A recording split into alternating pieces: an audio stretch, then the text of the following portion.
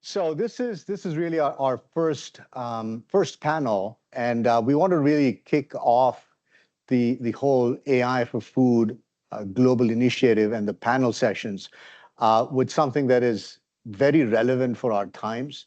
Um, and it all starts, the whole ecosystem starts with R&D. So we wanted to start the panel in R&D, and R&D is not just the experimentation part, but it goes a little bit before and a little bit after. So we wanted to look at what is R&D, what is R&D in food science, and how does AI, how is it relevant? And at the same time, what I want to say is uh, AI for food, the topic itself might be a little esoteric, might be a little unknown. And we're here gathered to explore what it is. And in that exploration, um, I encourage all of our panelists to share their thoughts and opinions. And because we don't know what is right, we don't know what is wrong yet. And we're all on this journey to collectively define what AI for food means. What does it mean for us? What does it mean for the society overall? And so there's nothing right or wrong. So you'll hear things and maybe some provocations. Why not this and why not that? And that's the whole idea for us to get together to help define what it is, what we think it is, what we think it should be. And in that context, we're going to have these panels and these discussions. So our goal is to be able to get the nuggets of these discussions, be able to frame this, give a voice to this discussion, which we believe is very relevant to our times and to the near future and to the long-term future as well. So with that, I would love to invite the panel here today. So Alison, why don't you start off and give us your introduction and tell us what you think is AI for food. And Okay, I can do that. Again, I'm Alison Borgmeyer. This is our lovely test kitchen at Edelman. I lead the U.S. food and beverage sector for the company. I'm also a registered dietitian. The work that we do at Edelman is very much communications consultancy, and we are additional arms and legs for marketing teams, for R&D teams, for corporate comms, and we help people with language and breakthrough ideas that can differentiate a brand or make an executive feel more human. So there's a lot of things that we do day to day. My team in general, we cover quick service restaurants. We also work with the CPG food companies, and it's interesting when AI for food and that type of topic comes up. I kid you not, I probably have like at least 10 conversations a day where AI comes up. And it's AI from how do we do something interesting and launch the first AI ever, created scented trash bag for Reynolds Consumer Products, which makes hefty, and we're actually talking about one that is the pheromones of John Cena, who is their spokesperson, because so many people are tired of trash bags that smell like cleaning products. And they do have a pumpkin spice one, which has been interesting, but where do you go from there? But it's using it from a marketing standpoint to stand out and, seem hipper, cooler, on trend, get people talking. But then as it relates to R&D, we deal a lot with companies, especially in my registered dietitian hat. They have a lot of things from a marketing standpoint they want to get across, protein and different things like that. And we have an ability to understand higher level trends and what the consumers are seeing. I think one of the most interesting things that is hitting people on a daily basis is just the chaos. You could be on your phone looking at pictures of horrible things happening in the Middle East or Ukraine, and then at the same time, 10 minutes later, seeing Kim Kardashian's dress from the Met Gala. And it's just like this weird dystopian, like, I don't think I'm supposed to be seeing that. And it puts people in a very chaotic space. And as food trends are coming, we're seeing a lot of chaos too. You're seeing a lot of mishmash of flavors, interesting uses of pickle, black garlic mushrooms that are fermented. There's just so many things that are happening at the food level, especially in R&D, and a lot of them are tapping into AI to create some of these things, and some of them even use your platform. So it's a fascinating time, but like I said, with our trust data, we've been studying trust for over 20 years, and some of the things that we see about technical topics, especially with like GMOs and biotech and ingredients that are sourced from biotech, the way that rolled out was really a communications nightmare, and you're still seeing 40% declines in trust for GMOs over the rest of the food supply. And we truly lack and have a bit of a fear, especially in the US, on new science and just a vibe that, there's big food and all of these things that are happening in the shadows that are somehow going to be detrimental. So the language and how we use to talk about these technologies and just ensuring some of the points and reasons to believe that we're sharing are evidence-based and then written and communicated in a way that is memorable. That's the work we do at Edelman every day. So it's a very fascinating time. So I love science, being a registered dietitian. I have a biochemistry background and a master's in public health. And I understand science, but I also deal every day with humans who are just like, wow, talk about a fructooligosaccharide or a prebiotic fiber. Like, I don't care. I just want my digestion to work. And so you really have to be careful with where people are and meet them where they are today, and how you talk about AI in the R&D process is absolutely essential. And that's really the work that we do at Edelman that gets me up and excited every day. Excellent. Thank you, Alison. And when we get into R&D, when we get into the experimentation part of it, a lot of what we do on the experimentation side starts with the marketing team, with the insights, with the trends, and without that, a lot of the work would be kind of in siloed. So there's a lot to be said there, and that's where it all starts. So the other thing that we have is when we talk about food science, we talk about food, we talk about ever-changing palates, ever-changing demand about food, but then we talk about science, it's kind of stuck in time. And one of the things that we wanted to do was expand the definition of science. And Alex is here. We talked about neuroscience, we talked about computer science and data science. So why not expand the definition of science? And one of the a partner in crime here is Mike Brown, with his passion at Synergy. He leads up R&D at Synergy. So Mike, over to you for your introduction and your thoughts. Yeah, hi everyone. Mike Brown, head up R&D at Synergy Flavors. Before that, I was at Coca-Cola for nearly 12 years, and before that, medical school faculty. So kind of interesting perspective in terms of food and beverage, health and wellness, all kind of the hot button issues that we all like to think about. So Vinay said, what's the future look like? What does AI mean to you in the R&D sector? And how much time do I have? He said 10 minutes, or somebody said 10 minutes. I said, okay, I'll use 9.5. So here we go. So when I think of it, not a data scientist, can barely use all the capabilities on the phone. But when I think of this, and the more I interact with colleagues and read and think about it, I have a spectrum in my mind. And the near end, which we'll call version 1.0 for food and beverage R&D, if you will, is the opportunity to make delicious, custom products in a sustainable way. And that's all couched in an ecosystem of efficiency and productivity. So we're going to make these, and we're working our way towards customization, and we're going to be fast. And then I start thinking about downstream and what that means as we evolve. And I get to the other end of the spectrum, and that's what I'll call version 5.0. I don't think any of us knows what the end of the spectrum looks like, but in my world, there's a point where, ironically, we are taking the human out of a uniquely human experience and behavior. And that is the process of planting, growing, lovingly harvesting, processing food, preparing it at the table for friends, families, and acquaintances. If my mind carries us out to the end, and we're going to talk about a couple of these things in the next couple of minutes, I actually see a future where we do take a lot of the human out. And I have mixed feelings about that, but we will adapt. We always adapt. And at the end of the day, it's probably about the holy grail for humans, which is about on-demand convenience that's right for you at this moment in time. Okay, so somewhere in the middle is where I think about a lot, and somewhere in the middle is the fact that AI and what we're doing here today and this movement is a meaningful platform for the customization and personalization in the food and beverage industry. Full stop.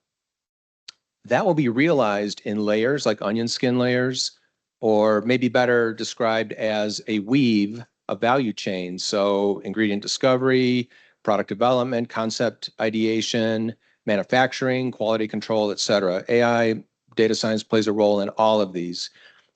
As that weave gets tighter and tighter over time, and it will, we become closer and closer to that idea of speedy, delicious, sustainable products in food and beverage.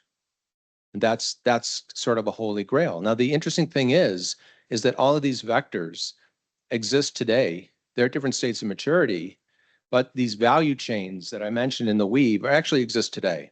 So really quick, what might they look like? Well, number one, I mentioned ingredient discovery. There's AI companies out there today. Charu's one, Notco using Giuseppe for plant-based alternatives for animal-based ingredients, and others out there. So probing chemical space to find new to the industry, new to the world functionalities and flavors for the next generation of food. Once you have ingredients like that, what do you do next? Well, you go to product development, and others here can speak to this probably better, more than I can. But for me, there's different layers in product development that are exciting. Number one is trends. We all know of AI-generated AI companies out there that really help us with this, looking at leveraging billions of data points. AI Palette, TasteWise are just two of them. They're telling us what's happening today in kitchens, QSR, retail, and restaurants. So that's already underway. Another element of that is, okay, we've got trends, we've got ingredients, so what's next? And it's concept, it's product development, it's concept development, right?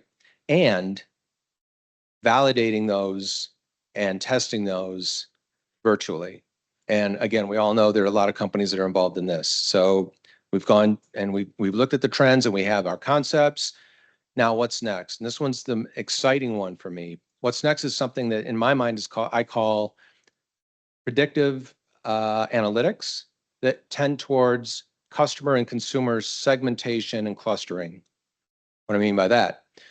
So we can get data, whether it's sensory data, traditional sensory data, people tasting and grading and evaluating, sensory data.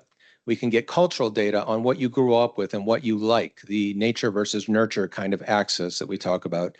And importantly, we can get biomarker data. What is that? Genomics, proteomics, non-invasive neuroimaging, which is important because we don't do a very good job of articulating what we like and dislike in food and beverage. And we all don't speak the same language. A jammy strawberry to me might be a green strawberry to you. So getting the unarticulated through non-invasive neuroimaging is an important piece of data. What do these all have in common? It's data that can be linked to potentially as a marker of human behavior. You have a certain polymorphism, a gene change in your taste receptor for sweet, and you may taste sweet differently than I do. We all live in different sensory worlds. All right. So how do we use that data? Well, for me, it's about turning the power of 1 into 10 million. What do I mean by that? If we use these predictive analytics and we're following this chain, and I have this data on myself, and we're tracking this data and we're pulling these data sets together, all of a sudden, I have a community out there. I have a community that sort of tastes like I do, that sees that sensory world like I do. So I get put in that community. It could be 10,000, it could be 100 million. But that's important to us in the food and beverage industry because we want to know how big is the prize if we develop a product in this direction versus this direction. What part of the globe will this resonate with versus other parts of the globe? You think about Netflix giving you programming advice based on what you watch, similar paradigm. Think about Google, you talk about something like the Miami Dolphins, which I'm a Detroit Lion fan. I don't know why I use Miami. I have to think about that one. And then all of a sudden you start getting ads from the Miami Dolphins. So it's a similar type of concept. So that's clusters of individuals, consumers, and mostly consumers are what is important to, in my case, a B2B type of business. Lastly, you've got all that, and now what do? It's about agile manufacturing and delivery to the customer and the consumer. We're all probably aware of factories of the future of automation and AI in food security and food manufacturing as we look at a fuller blush of e-commerce, right?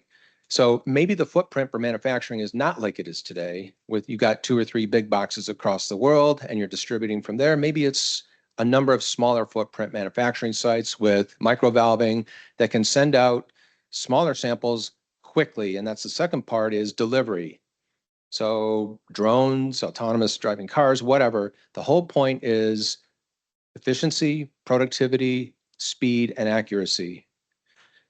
I look across all that and I see it's all happening now. It's just a matter of connecting the dots. It's just a matter of all of these maturing to a certain point. And again, as I said before, the closer that the Venn diagrams come together, the more they come together, the more we get closer to that idea of personalized and custom solutions in the food and beverage industry. So it goes to almost on demand and speedy delivery to our customers and our consumers. I think that's pretty much the holy grail. That's one aspect I think about a lot. Yeah, pretty fascinating there, Mike. I think you touched upon a lot of topics that go, at core R&D, that go beyond even before R&D. We talked about consumer insights. In the panel, the next panel on the manufacturing panel, we'll talk about what that means on the execution on the production of this. So over to Maxine Roman and from Kraft Heinz. And every time we talk about innovation and food, Maxine's name is always at the forefront of it. And to talk about what does Kraft Heinz think about it, in the forums that we've met, Maxine, she's at the forefront of talking about topics that are trending, that are relevant to all of us as consumers, but also as part of the food ecosystem. So Maxine, over to you for your thoughts. And I know you have a presentation. We'll try to. Yeah, we'll see if we can get that up and running. Well, first, I want to thank you guys so much for inviting me to this event. I think it's a really important topic for us to be talking about with the advent of AI. How does it affect the food industry, right? So to give you a little bit of background, I'm with Kraft Heinz. I work in research and development. So I'm actually a food scientist by training. I've done a little bit of ingredient science, pack R&D, product development, all over the place. And my current role is really managing our external innovation strategy.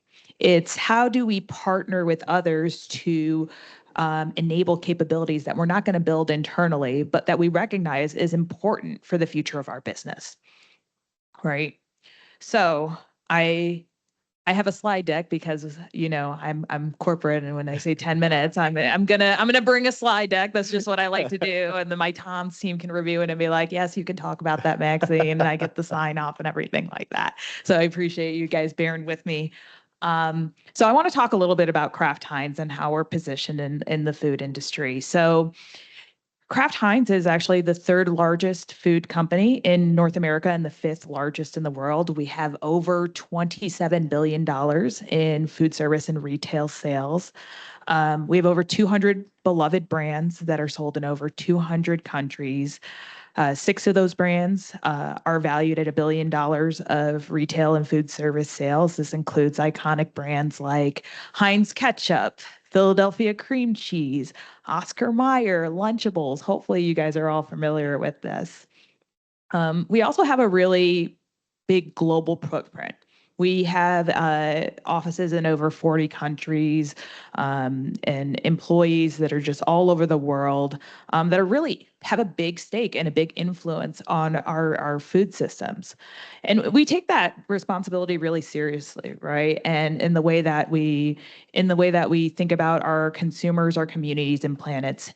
In fact, we've donated over 990 million meals to date to tackle food insecurity with organizations like Rise Against Hunger, right? So this is something that's really important to us.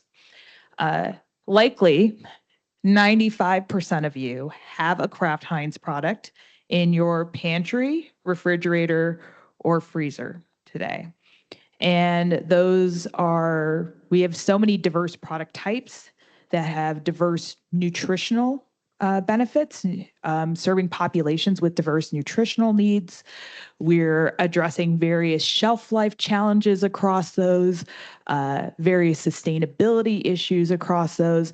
And these challenges are really what our R&D organization is there for, to tackle those challenges, to understand how do we unpack that, right? And with all the challenge that exists today, we recognize that we can't do that alone. So our R&D organization, if I can get this slide to fish, there we go. Our R&D organization is deeply invested in external partnerships. That's a huge part of how we unlock capabilities. And on this slide here, I've displayed a couple of the external partnerships that we've championed. A few I'd like to highlight that are a couple of my favorites. We partner with Harvard University and the Weiss Institute on a research project to try to figure out how do you actually make sugar healthier, which is a really interesting one. We've worked with startups like Pulpex to say, okay, is the packaging of the future going to be paper bottles? And if so, how do I get ketchup into a paper bottle? Spoiler alert, it's very hard to do that. It's very hard. We're still working on that, right?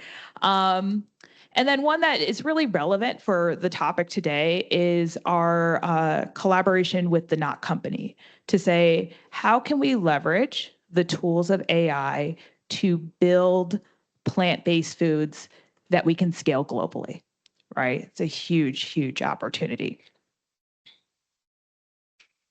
So AI is one of those areas that, of course, we're interested in, just like all of our peers in the food industry. It's incredibly important to us.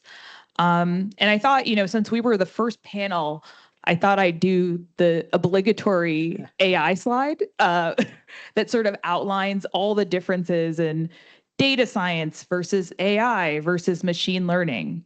I'm not going to read through this slide. You guys can read it at your leisure, just to differentiate what that is. So research and development by nature is actually all about a process of systematically seeking answers in order to solve particular challenges or to create new products, right? So by design, all R&D organizations are doing experiments, collecting data, and analyzing that data. So the core of R&D activities from day one is all around data science, right? Traditionally, what we've done is we have our data that we collect from our experiments, and then we leverage our subject matter experts, and we leverage statistics, traditional statistic models, and we use that to drive decision making. With the advent of artificial intelligence, there's this huge opportunity, I believe, to improve the efficiency on how we do this, right? AI is able to analyze trends and patterns within our data that would be otherwise difficult for our scientists to do. It's able to make predictions about our data, and it's able to draw in insights that perhaps were unreachable by our R&D team. I always like to talk about AI in terms of it's almost like your second brain that's there to help you kind of figure out, gather all that knowledge and organize it in a way so that our subject matter experts in R&D are armed with the right information to make the right decisions. So when we think about AI in food, for food R&D in particular, so I'm just going to talk about R&D process, I think about it in 4 buckets that span across the entire product development lifecycle, right? First, it starts with knowledge management, which is, it's not the sexiest thing to talk about, but it's incredibly important for huge R&D organizations to say, we have hundreds of scientists around the world who are generating data, collecting that data. How are we organizing that data to make it more accessible? And how are we using that data to train our upcoming workforce, right? AI has the potential to unlock that in really fascinating ways. Next, we go into the actual product development cycle, right? And product development, I'm going to break it up very simply in 3 phases. First is our explore phase to say, hey, we want to go out there, figure out what are the insights happening with the consumer, how are we generating ideas, and how are we validating the feasibility of those ideas? There's so many different tools out there that can enable us to do that. The second piece of the product development cycle would be that build phase, right? How am I actually developing my product and validating my product? So really getting hands on the bench, running trials, experimenting. How can AI improve efficiency there? And then finally, AI can play a role in the scaling. Like, how are we easing the burden on the developer as we launch a product and maintain a product, right? What are the ways that we can use analytics at the manufacturing site to be able to empower our ops team to make decisions around how we're able to maintain products after they launch? So all of these things are possible. You can do anything with AI, right? And I wanted to walk through a couple of use cases that I can talk about publicly that Kraft Heinz has been involved in to say how we're using AI across the various areas of this of these different focuses of R&D development. So the first example is actually a really simple one around knowledge management.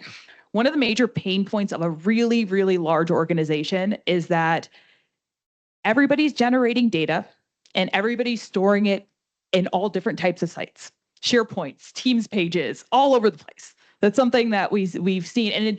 And what happens is that someone leaves the organization and that knowledge is lost to a certain extent, because it's like, who is that team site owner? What happened to that, et cetera? You know, that type of a thing. I know we've all been in that space, right? Where you're like, I remember we did this report or we did this project 10 years ago. Does anyone have that report from 10 years ago, right? And so we saw this as a pain point for our organization. And we were connected to a company called Lucy AI. And basically what they do is they are able to use their AI platform and link directly to our data sites, wherever they're housed. It could be SharePoint, it could be ServiceNow, it could be all these types of things, and actually map, index, and analyze it to create an opportunity for our teams to just go to a one-stop shop, search natural language, say, hey, what has Kraft Heinz done in creating Philadelphia dips or something like that. And what it will do, it is actually read through millions of files that are stored all over and provide a 2 to 3 sentence generated answer on what we've done, as well as a list of documents, not just the documents themselves, but actually the targeted point in the document where they're talking about this.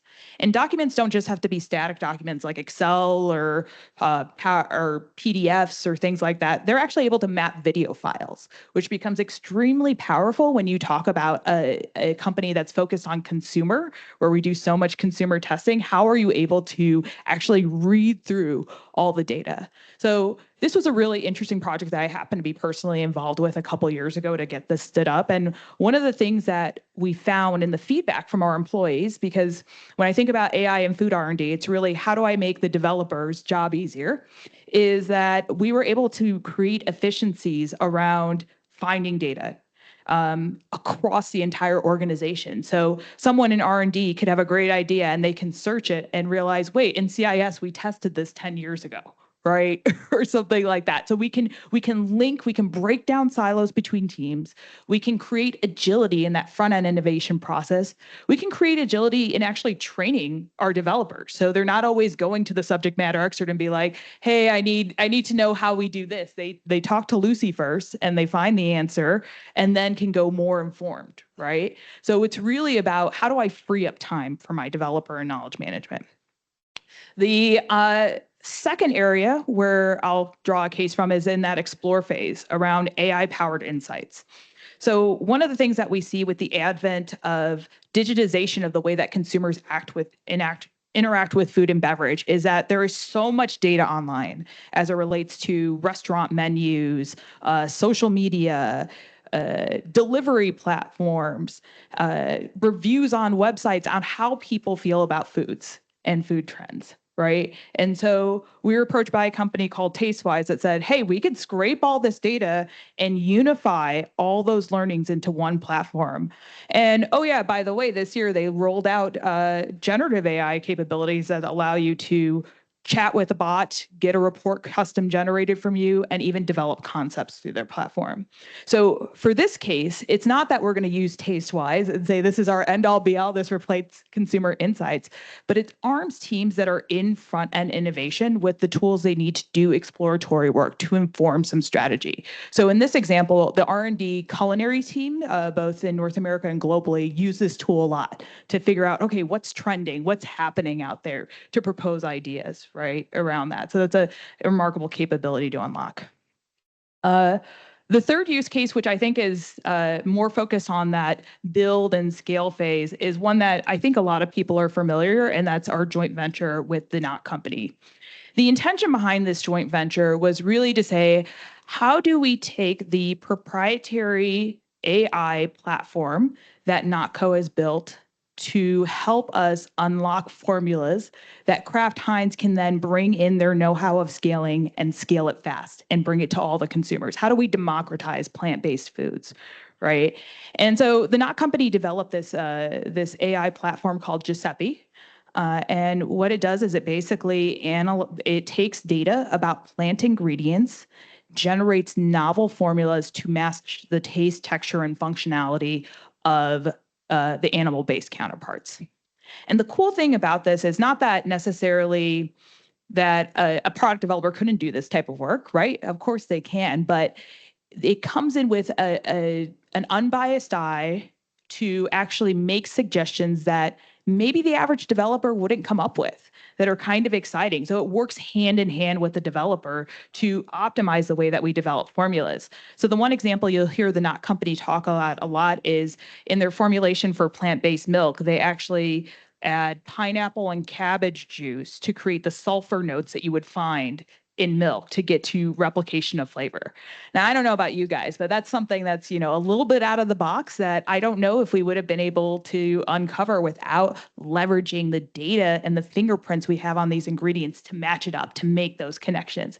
And given, the first formula that comes out of these things, it's not the formula you launch with, but it gives you a big head start on the starting point to create new formulas, right? Exciting stuff. So these are just 3 examples of ways that Kraft Heinz has leveraged AI as part of food R&D, but there's so much happening here. I could literally, I think, like Mike, we could talk for hours about all the different ways that we could leverage it. But I think what I find right now, as sitting where I'm at in the food industry, is there's a lot of discussion, I would say, primarily focused within the company and with our peer company. Okay, what are the challenges and what are the opportunities in this space? I want to first talk about the challenges, right? So AI is great, don't get me wrong, but AI is only dependent as good as the data that you put in it, right? Yes. And so we get pitched by companies all the time saying, yes, we can solve your problem, all this kind of stuff. But then when you get really into the data discussion, it can be lacking, right? And it's not just the data the companies bring to us that's publicly available, it's our own data, right? Is our data ready for AI? So that's something we ask ourselves all the time, is like, what is the quality of the data that is needed to make these tools effective? The second piece that is a bit of a challenge is around integration of AI in our processes. If you're a big corporation, you have process against process, system against system, right? And it's not like a light switch you can turn on and be like, okay, I'm going to replace this whole thing with AI. We're talking about $27 billion of sales that we need to replace, right? So the thing that we often have conversations with companies about is, how are you able to integrate into our existing systems and processes? What is the glide path to get us there? Because it's certainly not full system replacement right now, because it's just not feasible for companies our size. Then the third thing that I have conversations almost weekly about is data security is a challenge. So a lot of these AI tools are built on open source platforms. And I'm no data scientist, but I work with a lot of smart data scientists who guide our R&D organization and press everyone we talk to on the question of, how are you securing our data? At the end of the day, the competitive advantage that every company has is their knowledge, their trade secrets and such. And we have to be very careful around what we're putting in these tools, what we're teaching these tools. And that means that, we're not going to roll out AI across the whole business right away. It takes time to really validate what we're doing. And I would encourage people who are developing in this space to really think about, if you want to work with these big players, how are we able to overcome these 3 challenges? That being said, there's just a ton of opportunities in this space, right? The first one that comes into mind is efficiencies. The thing that you'll hear me say a lot is, how do I free up the time of the R&D developer so they can focus on the tasks that are meaningful, that we need their brain power for, right? And what task can I give to AI to help improve that efficiency, right? So for me, that's number one. And, could we use these tools to reduce development cycles, right? It used to take, I don't know, decades to discover a new bioactive molecule. Now we're able to use AI to do molecule mapping, in less than a year. Right? Those are the types of strides that are super exciting to me, the efficiency piece of this. The second piece that is really exciting to me is the opportunity for innovation. And by all means, I don't think we're there yet, but there is an opportunity to say, how do I leverage AI to uncover new products and services? Right, and what that means. It's very nebulous, right? Everyone says, yeah, AI for innovation, but I don't think we've quite got it down, but there is an opportunity there. And then, finally, from the role I sit in, I'm in collaborations and partnerships. To me, the biggest opportunity here for the food industry is actually to partner to figure this out. Most of us don't have huge data experts in-house. We have some, right? But with the amount of renovation we can do to how we conduct the business using AI, there's so much opportunity for us to partner and learn from experts in the data science field to help us understand what's possible, what's not possible, et cetera.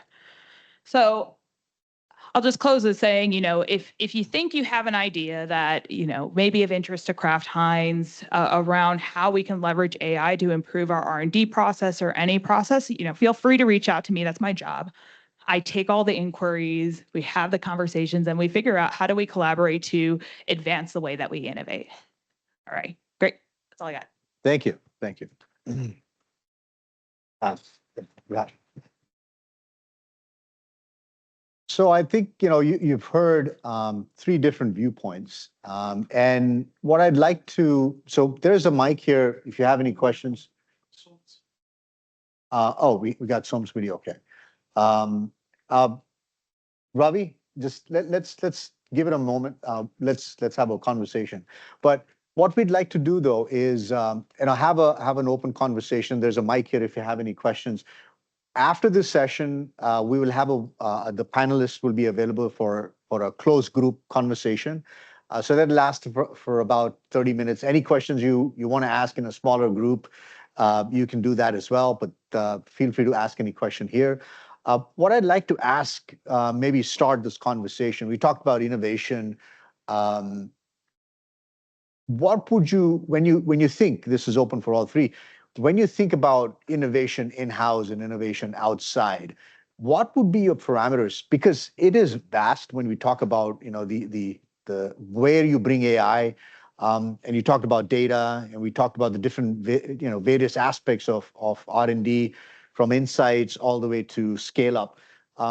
When you look at partnership and innovation partnership, where do you start to say, maybe this is something we do in-house, or this is something we should look out first? What's your parameter? I guess I could start. Obviously, it depends if we have the expertise in the house or not. The second thing is it an emerging space, or is it, again, it comes down to, is it something that's worth investing in, dipping our toes smartly in the water?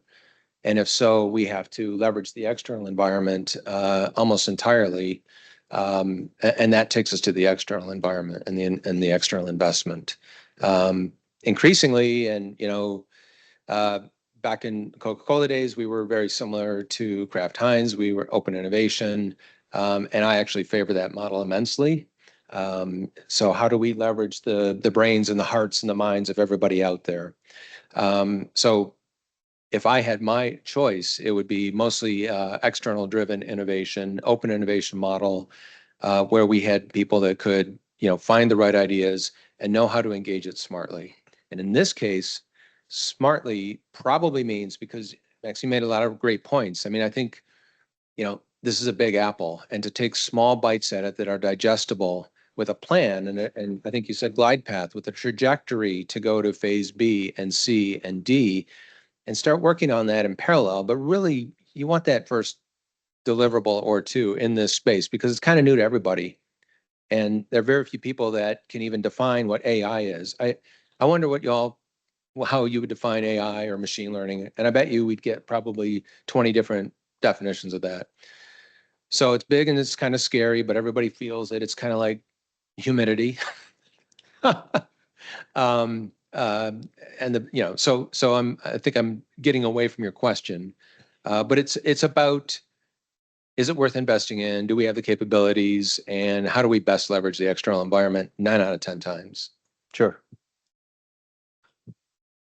Yeah, I think I would echo that for the most part. It's really about, we have an R&D organization. We do have a digital our organization too that builds tools for us, right? When it comes to strategy, it's about just making choices, right? There are going to be some capabilities we choose to build internally and some we don't. And there's various reasons for that. When I think about partnership for digital R&D in particular, I think a lot about not just what is the tool that you're designing for me, but what is the unique proposition that comes with that tool, right? That my digital team can't build on its own.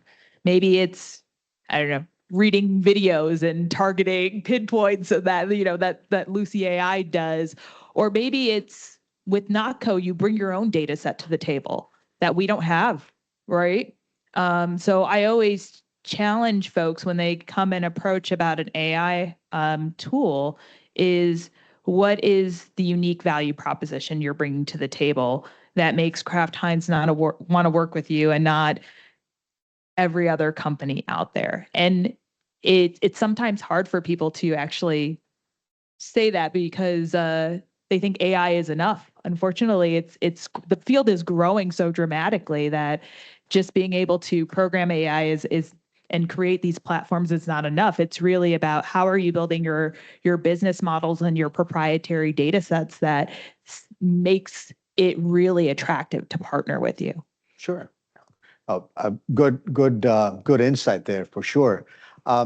Mike, you talked about personalized nutrition, and the end point. If I can share my 2 cents on that, would be, my first Star Trek, when you open up that microwave, whatever that, what they call it, I forget what they called it. Replicator. Thank you.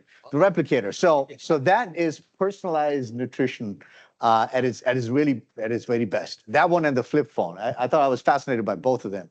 If you look at that as to your point, if you take this natural evolution of everything is being done for us, I'd like to ask the panel here, what are the challenges that you see from insights to experimentation, to scale up, to production, to logistics and everything else? What are in your insight, what are the biggest challenges that you see here in us reaching there? Right. So for personalized nutrition, I think there are really fundamentally only two. Everything else follows from it. Number one, so what do you need for true personalized or precision nutrition? You need two things. You need to understand you need to know that my DNA is different than your DNA and it's different than your DNA. Therefore, our metabolisms, our physiology are going to be different. Therefore, we have different nutritional needs. What's good for you? The old triangle in nutrition is gone. It's been gone for a while. So we're all different. We all have different needs. I might need manganese in my diet. You might need vitamin B12. So we need that, what I would call personal health data, to become standard of care in the medical community. And technology, a cheapening technology, is what's enabling that. So we all will have our genome sequence and maybe our proteomes, our constellation of proteins done as a standard of care in medicine going forward. Makes sense because preventative medicine saves trillions of dollars a year versus what we currently do, which is treating disease states, and it's super expensive and it doesn't really work most of the time.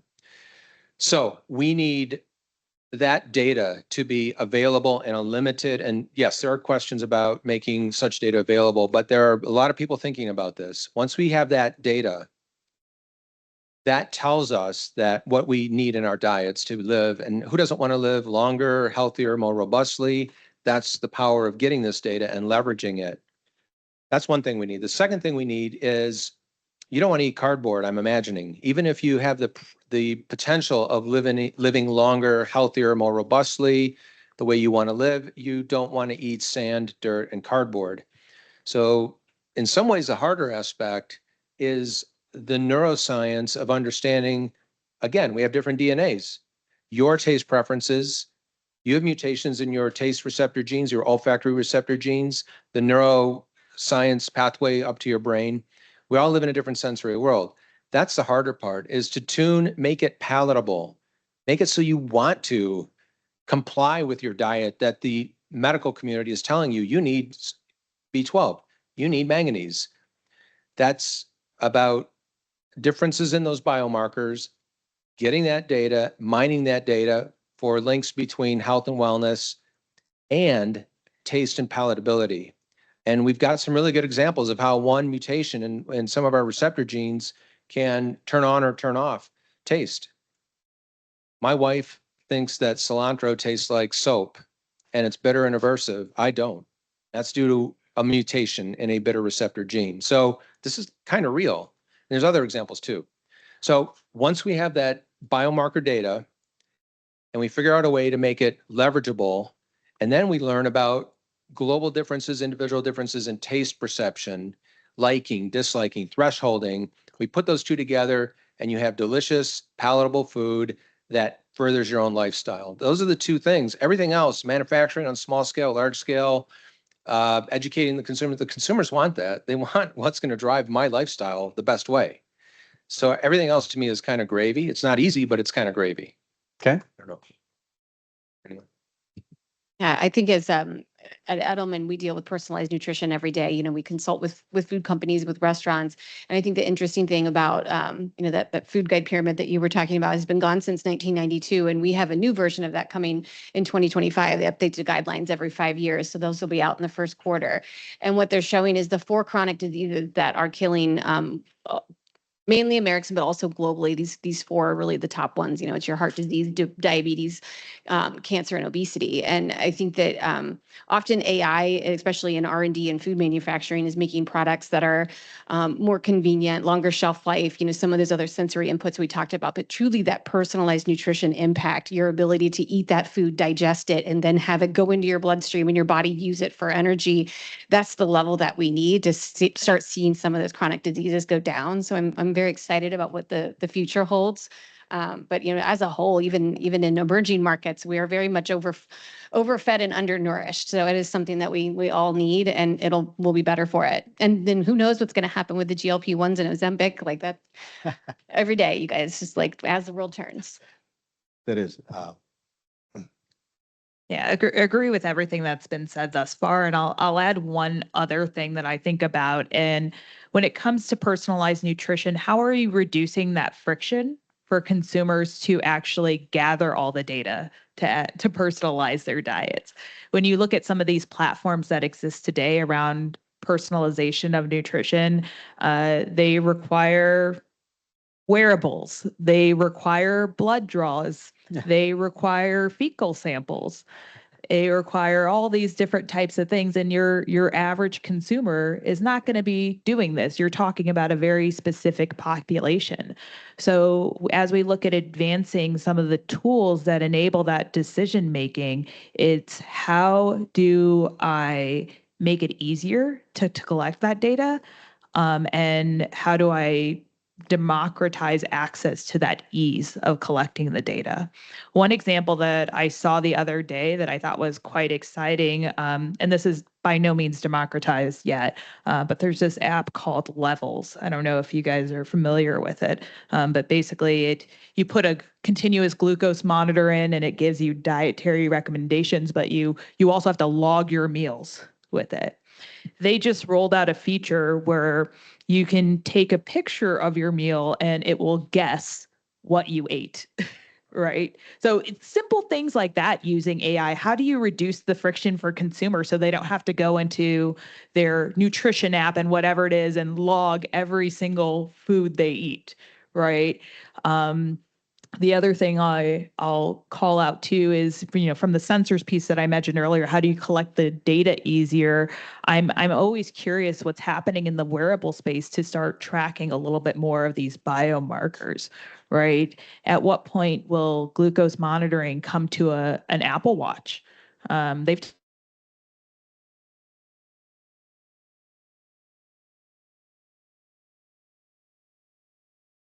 nutrition, because I think to Mike's points, the tools exist today, right? It's really about how are we leveraging AI to reduce the friction for adoption? Sure. Oh, great points. And one more thing before we go to Som's video.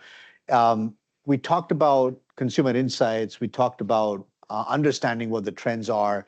A lot of times, marketing teams do a really fabulous job in being in front of that insight, being in front of those trends, and with influencers, being able to seed some of those trends as well, right? So we're in that space today that's happening.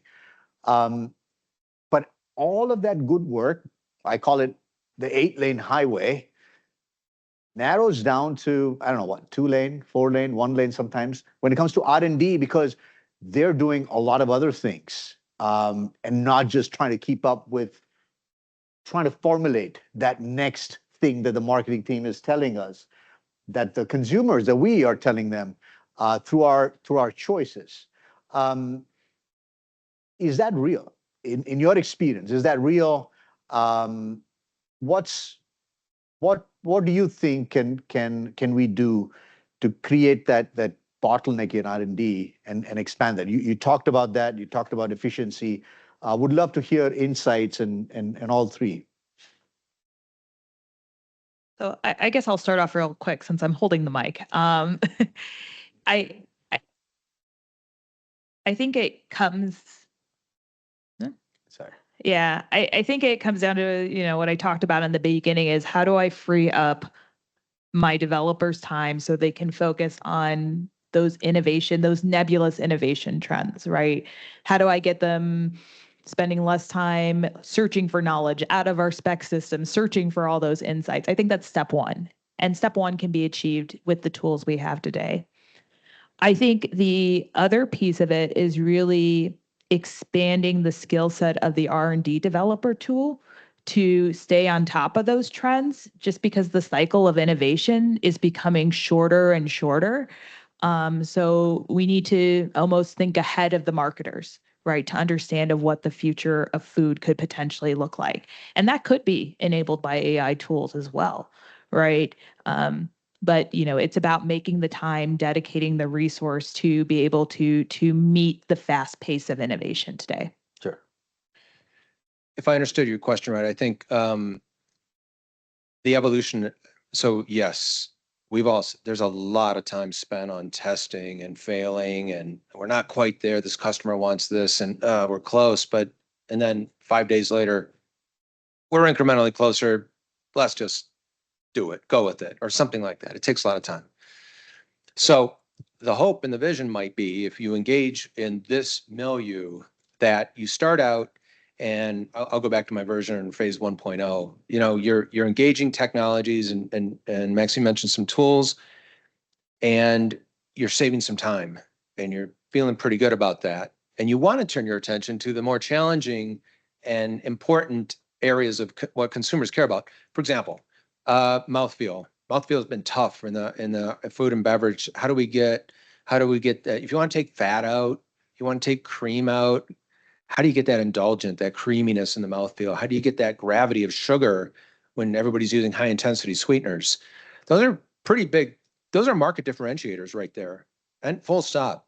So how do we work on that? So we start with these tools, we save some time, we reallocate resources, and then hopefully we go to a phase 2, which is, okay, let's expand this to, so we want to test all these flavors or all these ingredients to make sure we're doing the right thing. How do we automate that?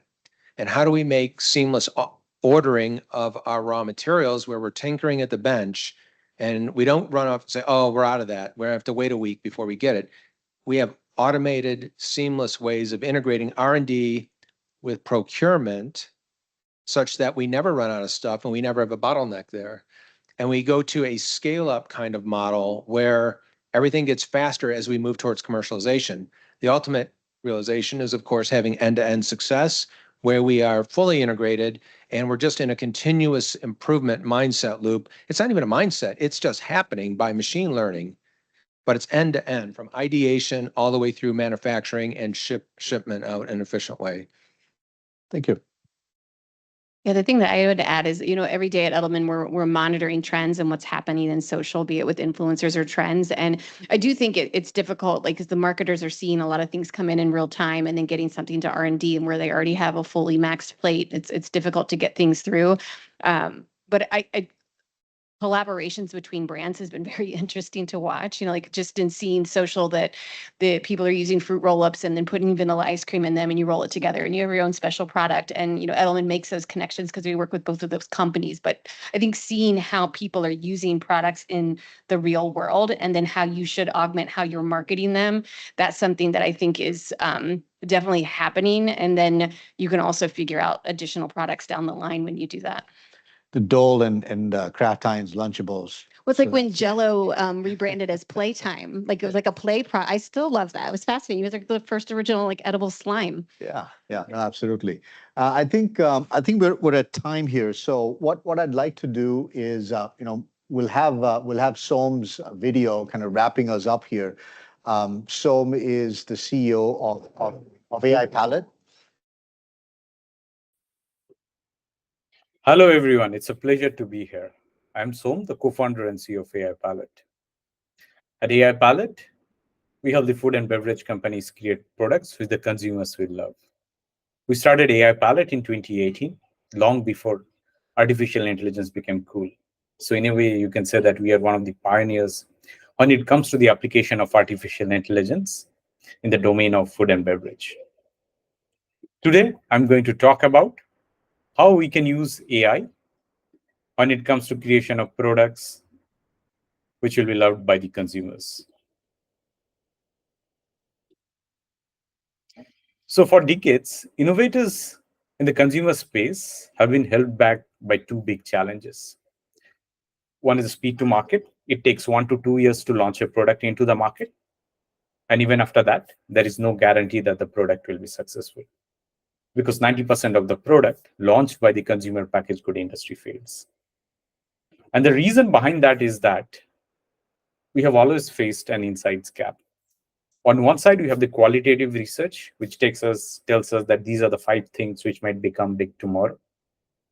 But it cannot really quantify for us out of these 5 things, which is going to be number 1, number 2, number 3, and number 4. On the other hand, we have the quantitative data, which tells us, okay, these are the 10 big things. But by the time it comes, it's already a little late. But the good news is that things have changed. There's a new source of insight. 5.1 billion people use the internet every day to talk about what they are eating, drinking, buying, and consuming. 90% of these data was only created in the last 3 years. The opportunity here is to use the world's largest data set, the internet, and apply artificial intelligence to build an engine that can predict consumer trends.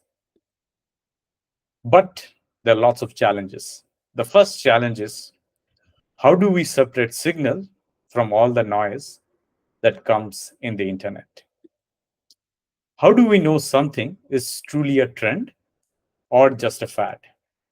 Salted egg was a trend that has built new empires in Asia, and it is one of the most popular flavor, used in everything from potato chips to instant noodles to even milkshakes. On the other hand, Dalgona candy went viral because of the Netflix Squid Game show. But as soon as the season ended, the trend also died down. To solve this, we need a 360-degree view of the consumer data landscape. But 360-degree how? We need an understanding of online consumer behavior around food. We also need to know what are the chefs, baristas, or the bartenders they are making, and also what are the retail food products they are available. Only if we are able to combine all these three different data sources together, we'll be able to get a 360-degree view of the food data landscape. And not just that, we also need locally relevant sources, be it local social media platforms, local search engine data, local recipe sites or food delivery sites, or even local e-commerce retail. And from that, we'll be able to track a trends from its infancy to its maturity. Let me walk you through how some of the trends evolve. So I was talking about salted egg. The salted egg trend started in a cafe in Singapore. And the baker, he created a salted egg croissant. And that particular croissant became so popular that the other restaurants, they created different versions of it, be it a salted egg pasta or a salted egg pizza. Very quickly, McDonald's made a salted egg yolk flavored burger. And then KFC, they created a salted egg spiced chicken fry. And around the same time, a small upstart named Irwin, they created a salted egg fish skin, which made them immensely popular. And much later, we saw the big guys like Unilever or Frito-Lay creating a product around it. So as you can see, by looking into the trends from its infancy, you will be able to see and predict what is going to come next so that we are better prepared. To track a trend like this, we need a good volume of data, as well as the right data. The key to success of any AI model is the quality of the data. And in order to ensure that, we realize that there is a need for a platform which is specifically designed for people in the food and beverage industry, but tailored how? This means a platform which is specifically trained in F&B data, because language can be complex. The same word can have multiple different meanings. It should also be able to understand languages beyond English in its native form so that we can get the true cultural nuances of it. And also not just text, it should also be able to analyze images and also videos. So what happens after we have identified a trend? It doesn't stop here. We are able to use now the power of generative AI to create a new concept based on the opportunity that has been identified. And we know that each and every brand is unique. It has its own brand voice and personality, and it targets a specific demography. By incorporating all of these, we are able to create a concept which incorporates the brand voice and also the brand elements into the images. And using the power of generative AI, we can create 10 or 15 different concepts. But how do we identify which concept will have the higher chances of resonating with the consumer? That's where we can use artificial intelligence again to screen those 15 concepts to identify the best suited concept. And all of these things can be done in the matter of a few clicks of a button without going and asking the consumers what they will want next. So with all of these power of artificial intelligence, what does the future look like? So we are looking at a future which will be more predictive versus retrospective analysis, real-time decision-making versus months, a decision made with a lot more confidence versus guesses. So doesn't the future of food and beverage look a lot more exciting with the power of artificial intelligence? Thank you. It was a pleasure talking to you about AI for the food and beverage industry. Have a great day. Thank you. And I think we've got a really good panel coming up next, which talks about how do we scale from R&D, how do we go into pilot, how do we go into production, and once we're in production, how do we create the efficiencies and bring back those knowledge, those learning back into R&D. We call that the 360-degree feedback loop, which doesn't exist really today, right? So there's a lot of gaps that we have in our whole process, just outside of R&D also. So we'll talk about that. But what we'd like to do is we'll take a break here. And I'd like to thank Alison, Mike, and Maxine.